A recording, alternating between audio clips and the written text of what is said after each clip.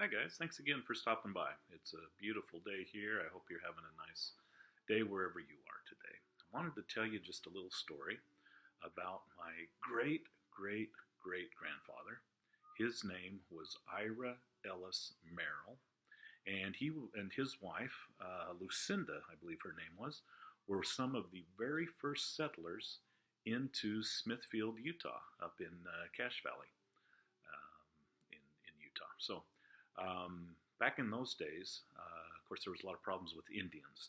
And Brigham Young had always advised the early settlers to build their homes in kind of a fort like, excuse me, a fort-like situation to protect themselves against Indian raids. And this proved especially true in the Smithfield area. And back in those days, a lot of the people were not following the counsel of Brigham Young, and they were living just in wagons, dugouts, and kind of built houses wherever they chose. And this is where the story picks up. One day, a Indian chief, and I don't even have a name for him, but there was the report that a horse had been stolen in Richmond, Utah, which I believe is also up in the Cache Valley area. And the chief had been picked up and was taken to the home of Bishop John Smith, and he was located just one block south of where the Logan Tabernacle is. Well, this chief was kept in the bishop's home for several hours, and finally there was a group of about 5 of these Indian scouts that came looking for the chief. And they decided that they would break him free. And so a scuffle ensued, and they were walking out with the chief, and one of the guards tried to get him to stop, and they didn't, and so shots were fired. And shots were returned, and it said that 2 people, there were 2 gentlemen, one by the name of Samuel Cousins, and don't see the name of the other one. They were just sitting outside the door on the east side of the Logan Tabernacle property there, having lunch, and one was wounded and one was killed as these Indians made their escape. They were headed for the river. There was a band of about 6 men in pursuit, and John Reed was the name of the man who was killed at the east entrance of the Logan Tabernacle. Well, they were heading for the creek eastward up Main Canyon, it says. Now, I don't know the geographics of the area, so I can't really help there. But while they were headed, running away from this group of 6 vigilante white men that were chasing them, they came across Ira and his brother Solomon Merrill. And as I said, Ira is my great-great-great-grandfather.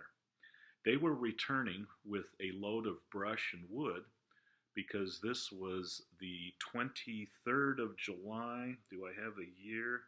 1860, and they were going to build a Bowery for a 24th of July celebration. So they were returning from one of the canyons with this load of brush and wood. When they were coming down, the Indians were headed up, and Ira was immediately killed by the Indians. His brother Solomon was shot, I think, 3 times in the arm and once through the abdomen, but he wasn't killed, and he was actually able to drag the brother, his brother Ira, his body underneath the wagon to protect him because he had the feeling that the Indians were going to scalp Ira. And so with his one good arm, he was protecting the body of his brother, Ira, by throwing rocks at these Indians until such time as this group of white vigilantes came up, and they were able to run these Indians off. They did escape, and they were not caught. So Ira is now dead. They bring his body back, and of course it says that they met, tried to decide what was the best thing that they could do, because John Reed had been killed, the chief had been killed, another scout, Indian scout had been killed, and Ira was now dead, and several were critically wounded. Of course, a lot of people were scared and very nervous, and so they held a meeting and decided that the first thing to do was they needed to bury Ira Merrill. And so they found a spot of ground in Smithfield, and actually to this day, Ira was the first person buried in the Smithfield Cemetery, and his plot is still there. I think you can go online and do a graves search, and you can find that.